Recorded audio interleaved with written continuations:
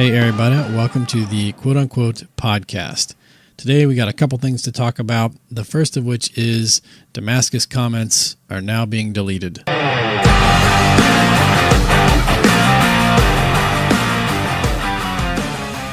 You guys remember the Big Lebowski where Donnie and the dude and Walter are talking and Donnie interrupts them and Walter's like, were you listening to the dude's story? You have no frame of reference here, Donnie. You're like a child who wanders into the middle of a movie and wants to know whatever. Well, that's it. I really sort of feel that way. I mean, look, it's official. I'm going to be deleting Damascus comments on the YouTube channel. I'm going to set up a filter. I can filter for words, and I'm going to filter Damascus and pattern welding, and those comments are just not getting through. There's been a few pattern welding canister Damascus videos that are getting a wider circulation now on YouTube. And so there's a bunch of new people influxing into the channel, shouting through their keyboards, "That's not Damascus." And they say one of a couple things or all of the following. They say, "That's not Damascus, you idiot. That's pattern welding. And no one can make Damascus anymore. And stop spreading lies." And the thing that bothers me is on my channel, you can be wrong and you can sort of be mean, but you can't be both. And these people are usually both. They think they're smarter than everyone. This is what really gets me. They sort of think they're smarter than me and smarter than everyone else in the comment section.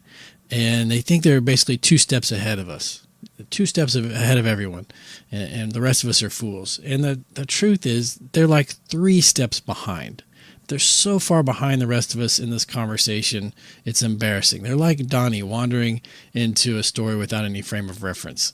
I don't know. And so at any rate, I'll be, the post won't make it through anymore. They're an embarrassment to the poster, the person who writes them, and they probably should be thanking me for deleting them. And, the other thing is 1 in 10 of these comments are actually phrased reasonably. 9 out of 10 include insults, and about half of those are typed in all caps, which is just, oh man. And a discussion is great. I really do think a discussion is great. I understand people call different things in different cultures, and if some people don't want to embrace the term Damascus for pattern welding, I understand that you can make that case for yourself personally. But what I need to hear, if your comment wants to stay up on my YouTube channel, here's what someone needs to say before they type out that I'm an idiot. They need to say, "I understand Damascus has referred to pattern welded steel in gun barrels for 2 centuries. I understand Damascus has referred to pattern welded steel in knives for almost 50 years. I understand for almost 1,000 years Damascus has referred to jewel encrusted weapons.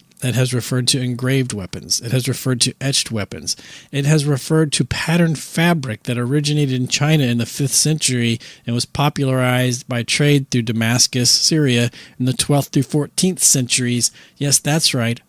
Cloth has been referred to as Damaske, D-A-M-A-S-K-E, which is also the term medieval Latin applied to Damascus steel. It is known as damask cloth, and even today it is sometimes referred to as Damascus cloth. I understand no one is confusing or attempting to confuse pattern welded steel for watered silk ultra high carbon crucible steel known as Woots. Now, here's why I don't think pattern welded steel should be called Damascus. That's how you start an informed discussion on this. Not, "You're an idiot, the secrets have been lost forever." Oh, here's what should also be added. I understand people still make watered silk patterned Damascus steel from Woots steel today. That it can be done, that people are doing it, that almost everyone who has any knowledge on the subject chooses not to because it's difficult, arduous, expensive, with almost no payoff. You could add that in. That would propel your comment to the top. I would like and heart your comment. You can say whatever you want. After you put those things into your comment, the rest of it can be filled with utter hate. I don't care. All right. Topic number 2.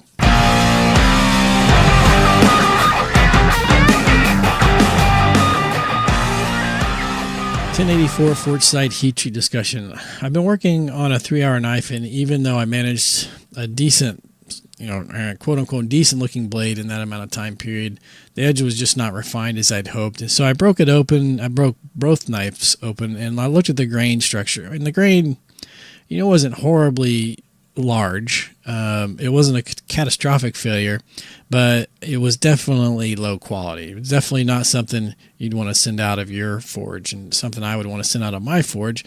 And so I think while we're making a knife, any knife, it should have a quality heat treat. So I set about to test out two hypotheses. The first was that more normalization cycles would lead to smaller grain size in a Forgeside heat treatment for 1084.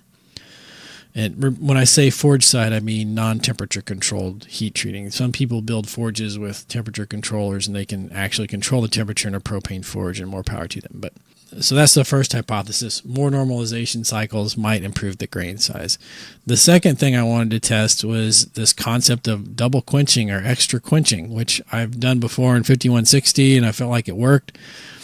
And so perhaps double quenching would also reduce grain size further, and it may even help make up for any deficits in heat treating in a Forgeside environment without precise temperature controls and all the problems that go with that. So I looked at grain size on a piece of forged 1084 without any heat treatment or quenching, and it was huge. So this is just after forging. There's no reason the grains should be anything but huge, and they were huge. And then I took that piece of steel and I cut off a bit of that, and I quenched it without any normalizing it. And I looked at that under a microscope. Then I quenched it a second time and looked at that under a microscope.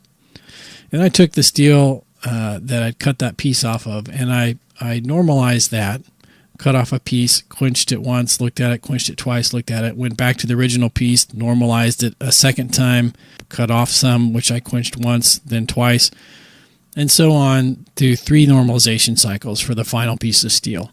The video does a much better job of showing the results, but I want to talk to you about them now because I think it's really important. The overall trend seemed to be a decrease in grain size as normalization cycles increased to a point.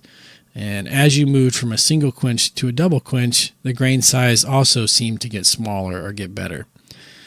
It's very difficult to draw a lot of solid conclusions here, but what utterly blew me away was what came next. I took a piece of the steel that had been normalized 3 times, but I hadn't quenched it yet, so this is leftover from the experiment. It's been forged, it's been normalized, nothing else has been done to it. I cut off a piece of that and quenched it from an overheated state, a bright orange. And it had only been bright orange for 30 seconds. It just sat in the forge long enough to get to bright orange. So I would say over normal quenching temperatures for far under a minute, right? And then I quenched that at that temperature. And when I broke that piece open, the grains were as large as the original piece that hadn't been normalized or quenched at all. It was like it had undergone no normalization cycles. It looked like it had not even been quenched. So then I cut off another piece of the 3 normalization cycled steel, and I heated it just a cherry red orange, a temperature that I feel like in my environment is just under 1500 degrees. I know that because when I take steel out of my heat treat oven at 1475, this is the color it looks like. So there's some guesswork here, but to my eye, this is as low a temperature I would quench something from. I'm confident it's undergone transformation, but I don't feel like it's over 1500 degrees. That's the point of this. The point here is that I feel like I quenched this at the lowest possible temperature, but it was still transformed. It was hardened. I put a file on it afterwards. At any rate, the result here was that it was the finest grain of the entire test by far. And I don't think it had to do with the normalization cycles. I think it had to do with the low quench temperature, which we know in 1084 and 1070 and a lot of steels is a good thing. Can definitely increase durability, increases hardness in a lot of steels. They're harder the lower the quench, especially in the simple steels. So I just thought that was really interesting. So I think there's several takeaways. Normalization cycles are good for other things, but for grain size and Forgeside heat treatment of 1084 steel, it doesn't seem to be as important as other things. Next is that double quenching probably does reduce grain size further. I feel confident in saying that. Does it add more stress? I don't know. The next is that quench temperature is king. It appears to me to be by far the most important factor here, and the lower the quench temperature, the better in this case. Finally, and this is super important too for us all, is that even short exposure to elevated temperatures will absolutely trash your grain size during the quench. I can't overstate that. I really encourage you guys to take something like this and do this in your own forging environment if you haven't already. A lot of you probably have. And just look at these temperatures and make sure you know where you're quenching from, for each type of steel you use, and make sure you know what that's doing to the grain size. Even if you're doing it from a temperature controlled process, I think it's a good idea just to see what results you're getting, not what other people say they're getting on an internet forum. We just went through that with 80 CRV2. I'm doing a podcast on that soon. At any rate, super big eye-opener for me. I was going to pass this on to those of you who aren't getting the videos because I think it's that important. Good luck, dudes.